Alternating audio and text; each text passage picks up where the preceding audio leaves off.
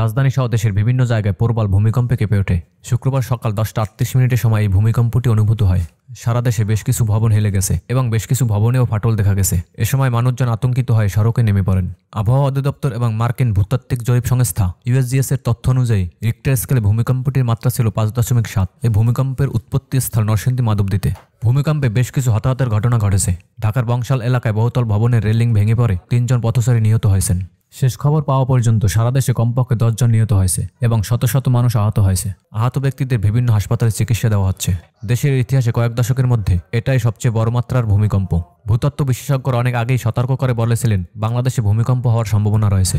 আবারও সতর্কবার্তা উল্লেখ করে বলেন যে কোনো মুহূর্তে বাংলাদেশে এর থেকেও বড় মাত্রার ভূমিকম্প হতে পারে। এ বিষয়ে এখনও দেশে কোনো কার্যকরী পদক্ষেপ গ্রহণ করা হয়নি। দেশে যদি 7 থেকে 8 মাত্রার ভূমিকম্প হয় তাহলে বড় ধরনের বিশাল ক্ষয়ক্ষতির সম্ভাবনা রয়েছে। শুধু ঢাকাতেই কয়েক লক্ষ ভবন ধসে পড়ার আশঙ্কা রয়েছে এবং প্রায় 50 লক্ষ মানুষের প্রাণহানির আশঙ্কা করা হচ্ছে। সরকারের পক্ষ থেকে এখনই যদি কার্যকরী পদক্ষেপ গ্রহণ এবং জনসচেতনতা সৃষ্টি করা না হয় তাহলে হয়তো পরিস্থিতি ভয়াবহ রূপ ধারণ করবে, যা সামাল দেওয়া আমাদের দেশের পক্ষে সম্ভব না। টেকসই ভবন নির্মাণ অনুযায়ী আমাদের দেশের ভবনগুলো নির্মাণ করা হয়নি বিধায় ক্ষয়ক্ষতির পরিমাণও সবচেয়ে বেশি আশঙ্কা করা হচ্ছে। যদি বড় মাত্রার ভূমিকম্প হয়, নগর উন্নয়ন পরিকল্পনা না থাকার কারণে উদ্ধার কাজে অনেক বেগ পেতে হবে।